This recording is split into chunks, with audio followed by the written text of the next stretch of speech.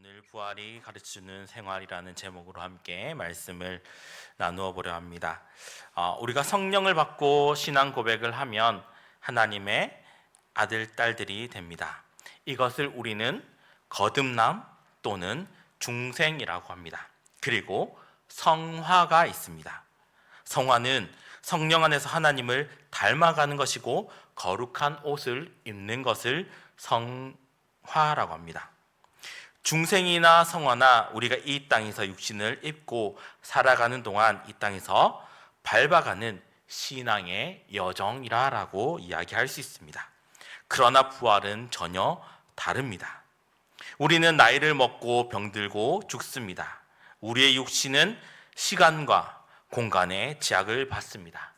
하지만 부활하신 예수님의 몸은 시간과 공간의 제약을 받지 않습니다. 부활하신 예수님의 몸은 문을 닫아놓은 집에 그냥 들어오십니다. 시공간의 제한을 받지 않습니다. 나이를 먹고 병들지도 않고 죽지도 않습니다. 이것을 영화라고 합니다. 오늘은 부활의 주님, 주님의 영화를 보며 우리가 어떤 삶을 살아야 하는지 말씀을 통하여 함께 나누어 보고자 합니다. 제가 말씀을 준비하면서 어떤 말씀을 준비해야 될까라는 많은 고민을 했습니다. 네, 본의 아니게 오늘 본문을 딱 잡고 목사님 오전 본문의 내용을 딱 보고 요한복음 20장 말씀인데 어떡하지? 굉장히 많이 고민을 했습니다. 이거 바꿔야 되나 말아야 되나? 네. 그러니까 본의 아니게 이렇게 됐지만, 성령님께서 같은 이렇게 역사에 대한 것들로 이루어진다라는 것을 생각하면서 설교를 준비했습니다. 목사님 말씀하신 거와 조금 중복될 수도 있지만, 거기에 구애받지 말고 오늘 주시는 말씀에 또 은혜 받으시길 축원합니다. 첫 번째는 예수 중심의 삶을 살아야 된다라고 우리에게 말씀하고 있습니다. 여러분 자전거를 혹시 타보신 적 있습니까?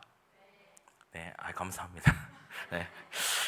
자전거는요 두 발로 열심히 굴려야만 갈 수 있습니다. 근데요 균형을 잡아야 넘어지지 않습니다.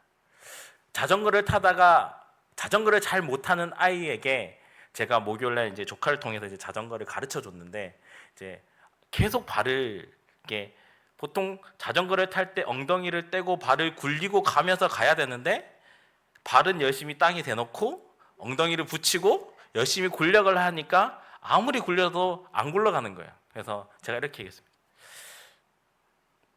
조카 이름을 대면서 엉덩이를 떼고 발을 굴려, 그리고 균형을 잡아, 그리고 가면 돼, 이렇게 했거든요. 근데 계속 한쪽으로 이렇게 기울어지는 거예요. 불안하니까 계속 중심을 못 잡는 거예요. 이렇게 넘어지고 이쪽으로 넘어지고 이렇게 넘어지고 하더니 이모부 어떻게 하면 다시 할 수 있어요? 그래서 제가 다시 했어요. 엉덩이를 떼고 발을 붙이고 발을 굴려! 그랬거든요. 굴리고 가니까 앞으로 가는 거예요. 그리고 균형을 잡으니까 앞으로 가는 거예요.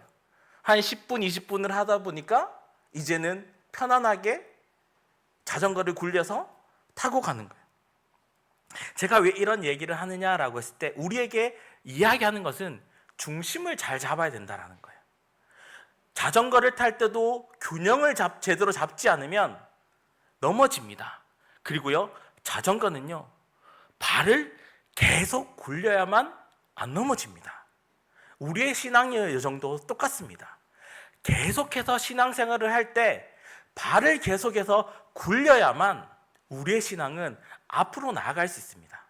근데요 자전거를 타듯이 발을 안 굴리고 엉덩이를 딱 붙이고 계속 있으면 누가 잡고 있으면 갈 수 있을까요? 안 갔을까요? 뒤에서 누가 잡고 있으면 절대로 못 갑니다. 하다가 밀어주면 내가 자연스럽게 나가네 이렇게 하지, 뒤에서 누가 잡고 있으면 절대로 갈 수 없는 것입니다. 그것처럼 우리의 신앙도 마찬가지입니다. 신앙의 여정을 앞으로 나아가려면 한 걸음 한 걸음 나아가야 되는 것이고 발을 굴려야만 앞으로 신앙을 나아갈 수 있는 것이고 균형을 잡아야 내가 운전하는 곳으로 앞으로 나아갈 수 있다라고 하는 것입니다. 이것처럼 오늘 본문에서 우리에게 가르쳐 주는 것은 뭐냐면 중심 잡힌 그 생활을 오늘 본문의 말씀처럼 삶을 살아내라라고 우리에게 말씀하고 있는 것입니다. 그러면 어떻게 우리의 삶을 살아낼 수 있을까요? 그것이 바로 예수 중심의 생활을 하는 것이다 라고 우리에게 말씀하는 것입니다. 여러분, 그러면 오늘 본문 말씀 속에서 예수님이 말씀하시기 전에 예수님의 제자였던 가룟 유다를 한번 살펴볼 수가 있습니다. 12제자와 함께 3년 동안 먹고 자고 같이 일하면서 또 다니면서 복음을 전했던 가룟 유다를 볼 수가 있습니다. 그가 예수님과 함께 3년 동안 배웠습니다. 그리고 수많은 사람들을 예수님이 체험되도록 도왔습니다. 그런데요, 이상하게 성경을 보면 가룟 유다만 독특하게 안 되는 것이 있습니다. 그리고 하나도 안 바뀌는 그 삶을 볼 수가 있습니다. 왜 안 바뀌는 것일까요? 좀 이따가 정답을 알려드리도록 하겠습니다. 예를 들면 예수님이 예루살렘에 올라가는 십자가 앞에서 못 박히시기 전에 베다니 나사로의 집에 들어가셨습니다. 나사로의 집에 들어가서 예수님께서 살려줬습니다. 그리고 나사로의 남매가 예수님 앞에 나와서 너무나 감사해서 잔치를 베풀었습니다. 그리고요, 마리아가 어떻게 했습니까? 향유를 깨뜨려서 예수님의 발을 깨끗이 씻겨드렸습니다. 그래서 깨끗이 씻겨줬는데 그 행동은 귀한 손님을 극진하게 섬기는 그 모습으로 우리에게 성경은 기록하고 있습니다. 즉 마리아는 예수 중심의 삶을 살았는데 예수님을 위해서 쓰는 것이 전혀 아깝지 않았다라고 생각했던 것입니다.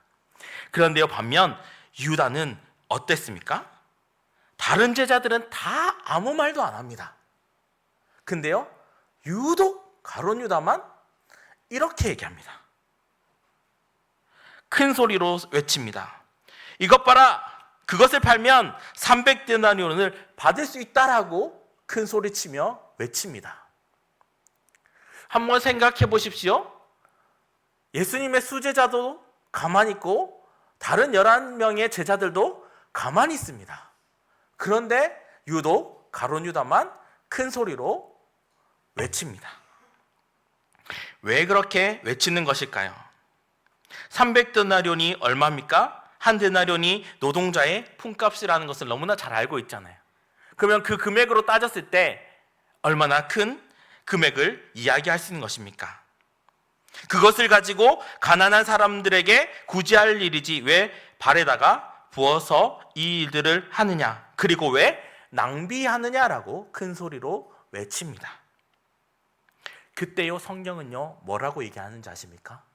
성경은 이렇게 얘기합니다.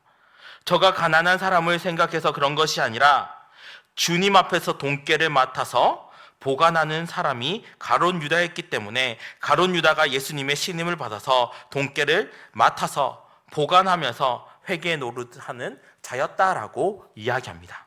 그런데요, 유다를 가리켜 성경은 뭐라고 얘기하냐면 도둑이라고 얘기합니다. 요한복음 12장 6절 말씀에 보면 이렇게 이야기합니다.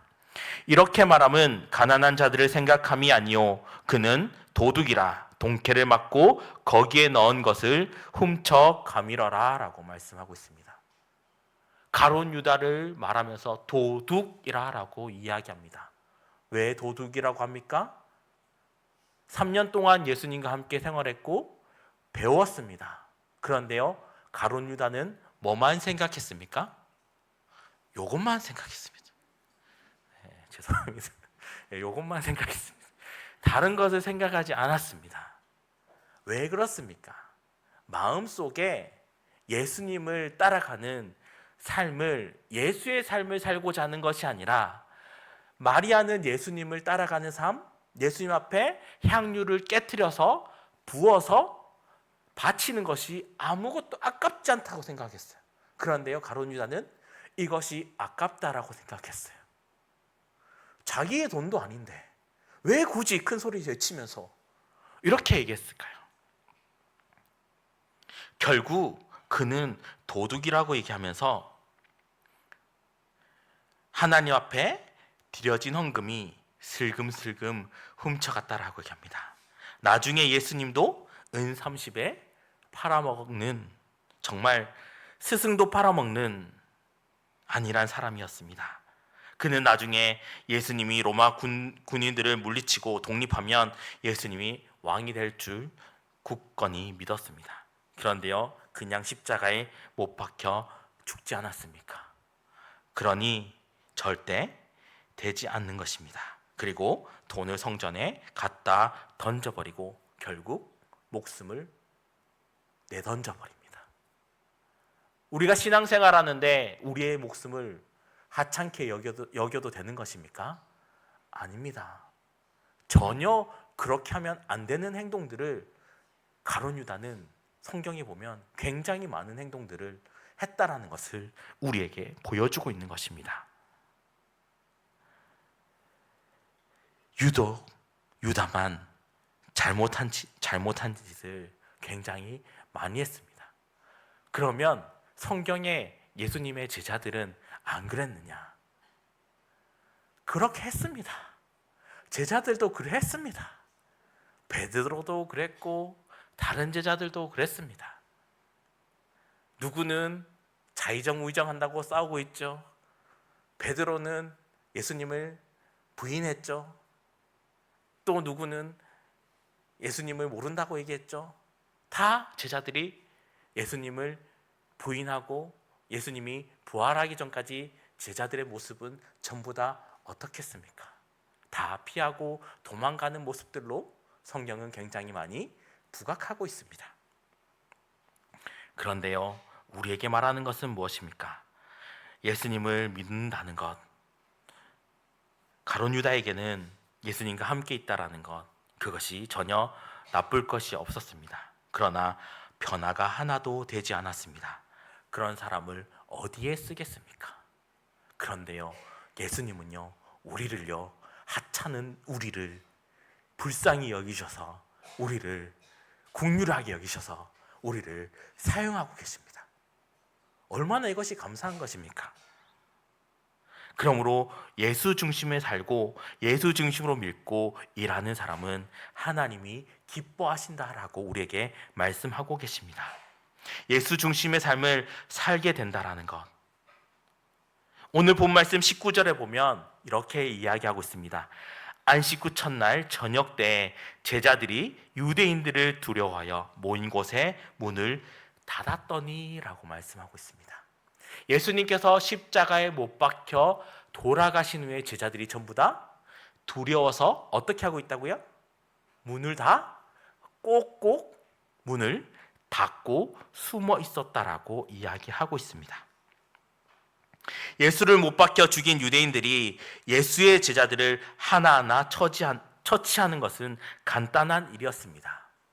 그래서 제자들은 자기도 그런 꼴을 당할까 봐 모인 곳의 문을 꼭꼭 닫고 있었던 것입니다.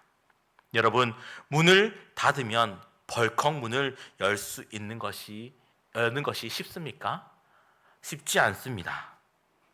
그리고 들어올래도 쉽게 들어오지 못합니다. 우리 성경의 개역개정에 보면 모인 곳의 문을 닫았더니 라고 표현하고 있습니다. 그런데요, 표준 세번역 번역에 보면 문을 모두 닫아 걸고 있었다라고 번역하고 있습니다. 그래서 오늘 본 말씀 19절 중반에 보면 문을 닫았더니 라고 이야기하고 있는데요, 헬라어의 클레이오는 단순히 닫는 것이 아닌 단단히 걸어 잠군다라는 그 뜻을 의미하고 있습니다. 그러면 제자들은요, 어떻게 하고 있습니까? 벌벌 떨면서 문이란 문을 전부 다 굳게 잠그고 숨어 있었다라고 오늘 본문은 우리에게 표현하고 있는 것입니다. 그런데요, 벌벌 떨고 있는데 예수님께서 오셨습니다. 어떻게 오셨나요? 오늘 본문에 한번 보십시오. 뭐라고 하고 왔습니까? 그냥 들어왔다라고 말씀하고 있습니다. 여러분 보십시오. 예수님이 문을 두드리기를 했거나 아니면 제자들이 문을 열어줬습니까? 아닙니다. 예수님께서 그냥 들어오셨다라고 오늘 본문은 우리에게 알려주고 있습니다. 이렇습니다. 우리는 벌벌 떨고 있는 제자들에게 예수님께서 오셔서 그냥 들어오셨습니다. 부활의 몸은 공간의 제한을 받지 않습니다. 시간의 제한도 받지 않습니다. 그러니 두려워하는 제자들이 그들 가운데 예수님을 보았을 때 제자들의 모습은 어떠했겠습니까?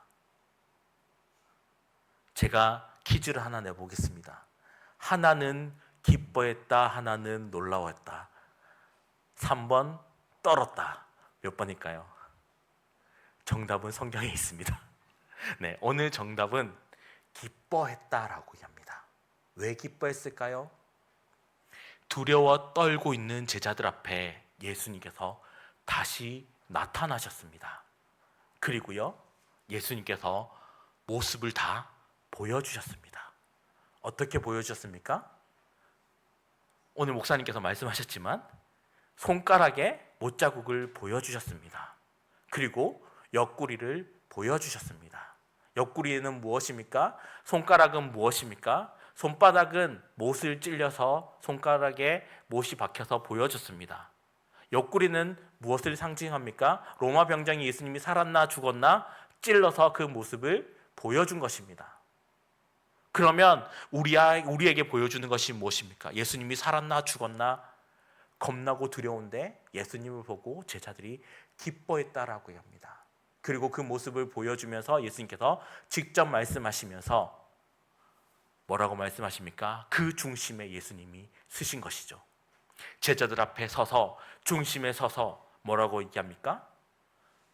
평안이 너희에게 있을지어다라고 말씀합니다. 여러분, 그들 가운데 서셔서 예수 중심의 삶, 예수님의 가운데 서서 말씀하시면서 19절 후반절에 보면 너에게 평강이 있을지어다라고 이야기합니다. 여러분, 우리에게 평강이 있을지어다라 말하는 것이 그냥 평범한 인사로 말한 것입니까? 아닙니다. 두렵고 떨리는 그 제자들에게, 기뻐하는 제자들에게 찾아오셔서 너희에게 평강이 있을지어다라고 이야기하고 있는 것입니다. 오늘 말씀은 그러므로 우리에게 이렇게 합니다. 말씀을 들어도 되는 것인가, 안 들어도 되는 것인가 라고 이야기하는 것이 아니라 우리에게 하나님의 말씀을 정확히 들어라라고 이야기하는 것입니다. 이 말씀이 제자들에게 평강을 주시면서 또 한 가지 놀라운 사실이 뭐냐면 먼저 축복을 하셨다라고 말씀하고 있는 것입니다. 그러면 제자들이 거기에 모이는 사람들에게 부활하신 주님을 만난 뒤에 계속해서 두려워 떨고 있었던 것이 아니라 기쁨이 충만해졌다라고 오늘 본문 말씀은 우리에게 알려주고 있습니다. 여러분, 그렇습니다. 예수 중심이 되면 여러분의 가정이 기쁨이 충만할 줄 믿습니다. 내 중심에도 예수, 우리 가정에도 예수, 교회의 중심에도 예수가 될 때 우리 중심의 생활은 기쁨과 생활이 충만하고 평강이 충만한 생활로 이어지는, 그 삶이 이어지는 우리 덕신제역의 모든 성도님들 다 되시길 축원합니다. 두 번째는요, 예수를 기뻐하는 삶을 살아야 된다라고 얘기합니다. 여러분, 가정의 예를 들어서 믿지 않는 아버지가 중심이 되면 아들, 딸들이 교회를 나오는 것이 쉬울까요? 어려울까요? 너무나 쉬운 거를 자꾸 목사님이 얘기해서 여러분 자꾸 이렇게 얘기하시. 목사님 너무 쉬워요 이렇게 얘기하죠.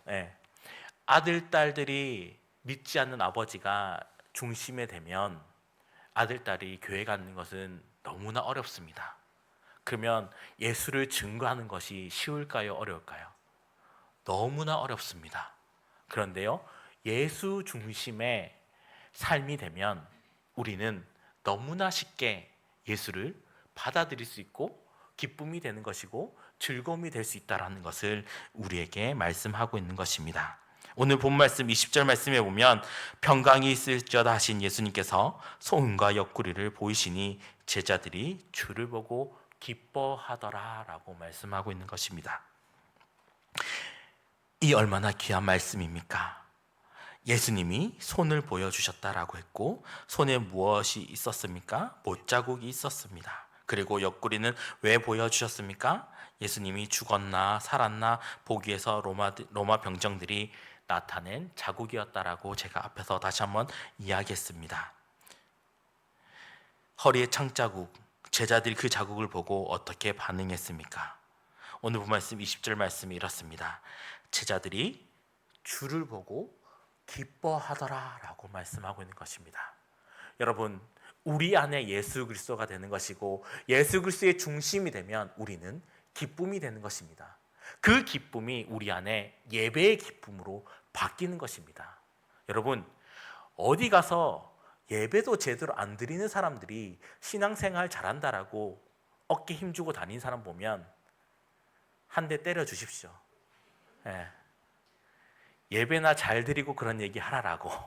네. 왜 이렇게 제가 이렇게 강단에 서서 이렇게까지 얘기하겠습니까? 예배의 중심이 예수의 중심이 되면 우리의 삶이 바뀌는 것이고 그 우리의 삶 중심에 예수님이 있기 때문에 우리의 가정이 바뀌는 것이고 사회가 바뀌는 것이고 교회가 바뀌는 것입니다. 이것을 벗어놓고 무엇을 이야기하겠습니까? 예수님이 중심이 돼서 우리 안에 기쁨이 되어 주신다라고 이야기하는데 어디 가서 기쁨을 찾겠습니까? 여러분, 본문은 우리에게 정확하게 이야기하고 있습니다. 예배를 떠나서 하나님을 기쁘게 할 수 있냐라고 얘기했을 때 기쁘게 할 수 없다라고 얘기합니다. 우리는요, 하나님을 기뻐해야 됩니다. 여러분, 오늘 본문 말씀 속에 제자들을 보십시오. 조금 전까지만 해도 어떻습니까? 문을 다 걸어 잠그고 벌벌 떨고 있었습니다. 근데 예수님께서 나타나셔서 말씀하셨습니다. 평강이 있을지어다라고 이 한마디가 있을 때 제자들에게 무엇이 생겼습니까? 평안이 생겼고 기쁨이 생겼습니다. 우리 안에 기쁨이 있어야 된다라고 합니다. 여러분, 그러면 사람의 제일 되는 목적이 무엇일까요? 소요리 문답을 보면 제일 첫 번째 질문에 보면 사람이 제일 되는 목적이 무엇이냐라고 얘기했을 때 그 정답은 하나님을 영화롭게 하는 것이다 라고 얘기합니다. 여러분, 하나님을 영화롭게 하는 것이 무엇입니까? 하나님을 기쁘시게 하는 겁니다. 그럼 하나님의 기쁘시게 하는 것이 무엇입니까? 그것이 바로 예배라는 거죠. 이 예배가 우리 안에 있을 때 기쁨이 있다라는 거죠. 여러분, 한번 생각해 보시죠. 고린도전서 10장 31절에 보면 무엇을 하든지 무엇을 먹든지 무엇을 마시든지 다 뭐를 하라고요? 하나님의 영광을 위해서 하라라고 얘기합니다. 자, 그리고 로마서 11장 36절에 보면 이 만물이 주에게서 나오고 주로 말미암아 주에게 돌아감이라. 그에게 영광이 세세에 있을지어다. 아멘. 이렇게 합니다. 모든 것이 누구에로부터 나온다고요? 주로부터 나오고 주로부터 그 영광을 받으시는 분이 하나님이시고 예수 그리스도라는 것을 우리에게 정확하게 이야기합니다. 예배의 대상이 누굽니까? 하나님이라는 것을 우리에게 정확하게 이야기하고 있습니다. 그래서 하나님을 기쁘시게 해야 됩니다. 그럼 하나님을 우리가 기쁘시게 하려면 어떻게 해야 되는가? 하나님께 영광을 돌리는데 그 영광을 돌리는 과정에 두 가지 영광이 있습니다. 첫 번째는요, 내가 영광을 먼저 받는 일입니다. 말이 좀 이상하죠? 내가 왜 영광을 받아야 되는가? 자, 내가 영광을 받아야 되는 것은 뭐냐면 내가 영광을 받고 이 영광을 사람들 앞에 나타날 때 어떻게 해요? 하나님이 하셨습니다. 내가 한 것이 아니라 하나님이 하셨습니다라고 고백하는 것. 이것을 했을 때 하나님이 영광을 받으신다는 거죠. 그래서 내가 먼저 영광을 받아야 되는데 그럼 영광을 받을 때 뭘 해야 되느냐? 칭찬받을 일을 해야 된다는 거죠.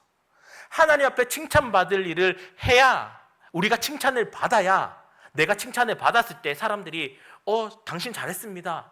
칭찬해 줄 거 아닙니까? 그 칭찬을 내가 받아서 하나님께 영광을 올려드리라는 거죠. 내가 받아서 입고 닦아 먹는 것이 아니라 내가 받은 영광 하나님께 올려드리라는 거예요. 이것이 첫 번째라는 거예요. 여러분, 우리는 착각합니다.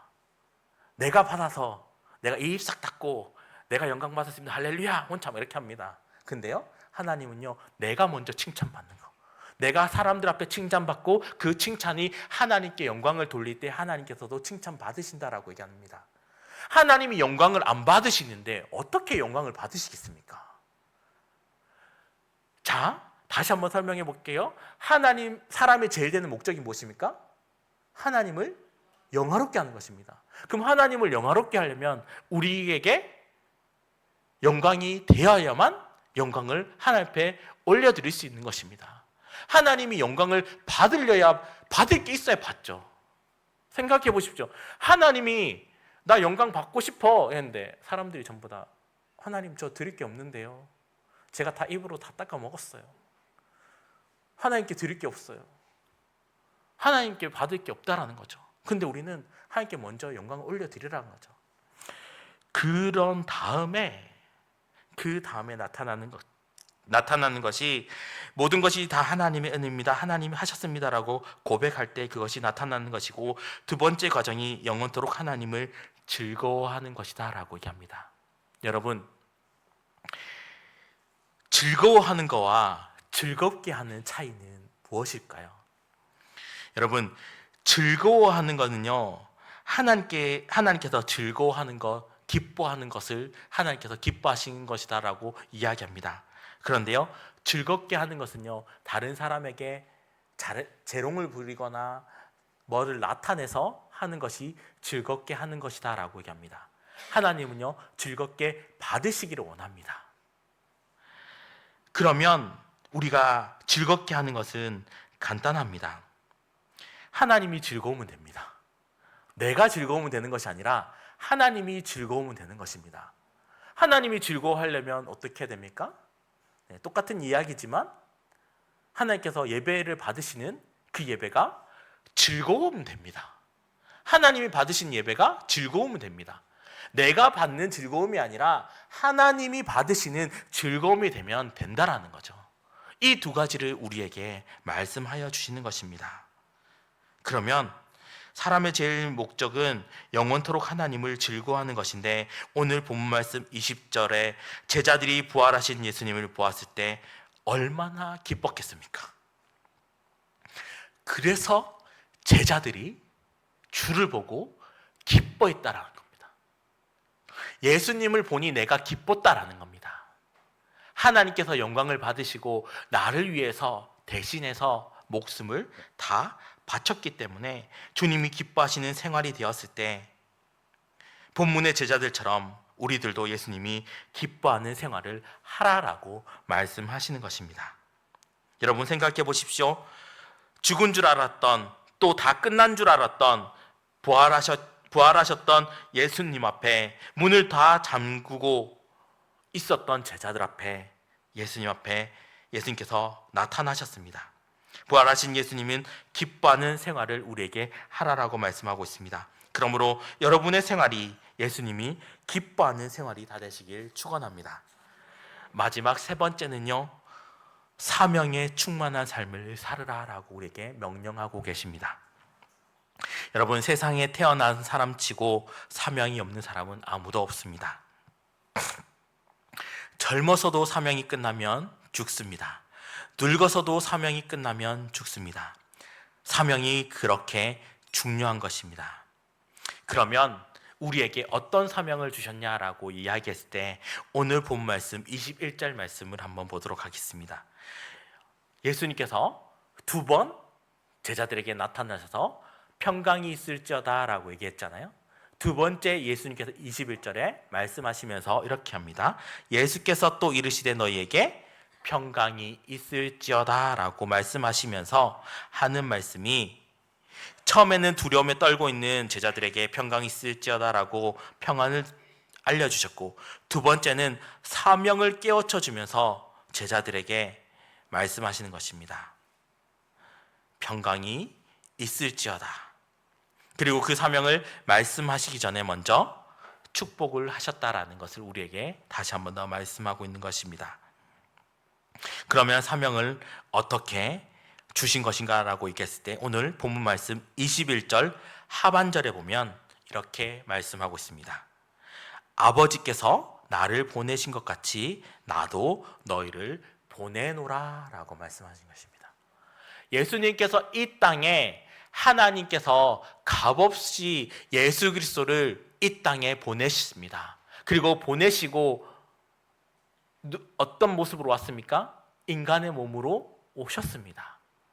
그리고 우리에게 똑같이 죄를 대신해서 예수님께서 다 감당하셨습니다. 왜 감당하셨습니까? 여러분, 동물이나 다른 피조물에게 하나님께서 죄를 다 해결해 주겠다고 약속하신 적이 없습니다. 그러나요, 사람에게, 유일하게 인간에게 하나님께서 말씀하셨습니다. 어떻게요? 아버지께서 나를 보내신 것 같이 누구를 보낸다고요? 너희를 보내겠다라고 합니다. 너희가 누굽니까? 바로 우리입니다.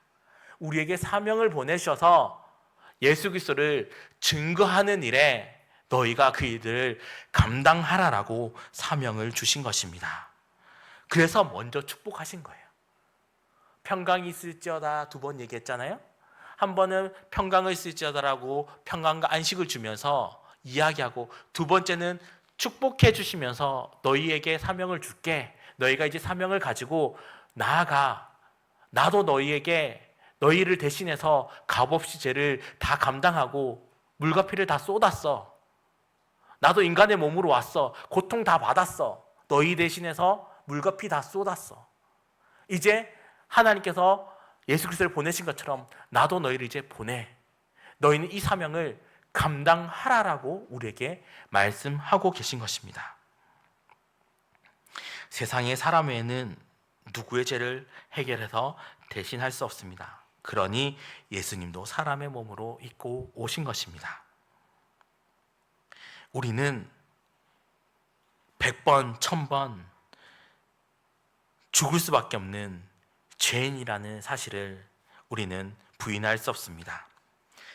그러므로 우리는 우리 안에 부활이 있다라는 그 기쁨이 있기 때문에 우리는 예수의 삶, 예수 때문에 즐거워하는 삶, 그리고 사명에 충실한 삶을 살아내야 된다라고 말씀하고 있는 것입니다.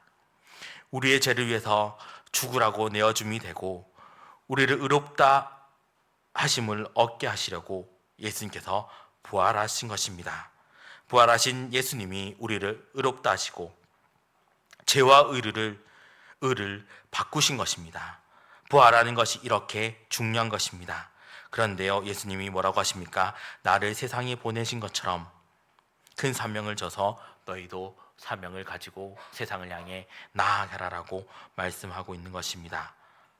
이것이 십자가를 진 저와 여러분에게 주신 하나님의 사명입니다. 그러나요, 예수를 모르는 사람은 이 사명은 죽었다 깨어도 모르는 것입니다. 근데 우리는 어떻습니까? 예수님 때문에 내 사명을 이제는 감당해야 된다라고 우리에게 말씀하고 있는 것입니다. 그러면서 축복하시면서 예수님께서 이렇게 말씀하십니다. 20절, 21절 말씀에 보면 예수님께서 이렇게 말씀합니다. 숨을 내쉬면서 뭐라고 말씀하십니까? 성령을 받으라 라고 말씀하십니다. 우리는 이제 성령을 받아야 됩니다. 사명을 받은 사람은 성령을 받은 사람입니다. 그리고 예수님께서 명령하셨습니다. 성령 받은 사람은 하나님께서 말씀하신 것처럼 이 말씀을 그냥 듣고 흘려버리는 것이 아니라 받고 이 사명을 가지고 깨우쳐 나가서 사명을 감당하라라고 말씀하십니다. 그래서 성령을 받아야 그 일들을 감당할 수 있다라고 말씀하시는 것입니다. 그래서 성령을 받으라라고 말씀하시는 것입니다. 권면하는 것이 아니라 명령하시는 것입니다. 이 명령을 받아서 우리는 하나님의 말씀에 순종하며 살아가는 우리 덕신제에게 모든 성도님 다 됐으면 좋겠습니다. 그러므로 우리에게 성령이 임할 때 복음이 전해지는 것이고 그것을 보고 듣고 회개할 사람은 회개하는 것이고 믿는 사람들은 믿음의 선택이 이루어져서 우리는 예수 그리스도를 믿고 나가는 것입니다. 여러분, 매사에 주의 일을 하면서 성령 충만한 생활, 성령 충만한 삶이 되어서 하나님이 기쁨이 되는 삶이 되게 하시고 영광이 되는 삶이 되시길 주님으로 축원합니다. 사랑하는 성도 여러분, 이제 말씀을 정리하려 합니다. 부활이 가르쳐주는 삶은 어떠한 삶이었습니까? 예수 중심의 삶이었습니다. 부활한 주님을 만났기에 우리는 기뻐한 것입니다. 둘째, 예수님이 기뻐하는 삶입니다. 칭찬받을 일을 하는 것이 하나님의 은혜고 하나님이 주신 은혜를 감사하여 감격이 넘치도록 영원토록 하나님을 즐거워하는 인생이 예수를 기뻐하는 삶이다라고 우리에게 말씀하는 것입니다. 마지막 세 번째로 사명에 충실한 삶을 살아라고 말씀하는 것입니다. 하나님의 외아들 예수 그리스도를 보내신 것처럼 우리를 보내셔서 그 사명에 성령 충만한 삶을 살아내라라고 우리에게 말씀하고 있는 것입니다. 사랑하는 성도 여러분, 우리는 이제 사명을 가지고 세상을 향해 나아가야 됩니다. 어떻게요? 성령 충만함으로 나아갈 수 있다라고 우리에게 말씀하는 것입니다. 그러므로 오늘도 이 말씀에 성령 충만한 삶을 살아내는 덕신제에게 모든 성도님 한 분 한 분 다 되시길 축원합니다.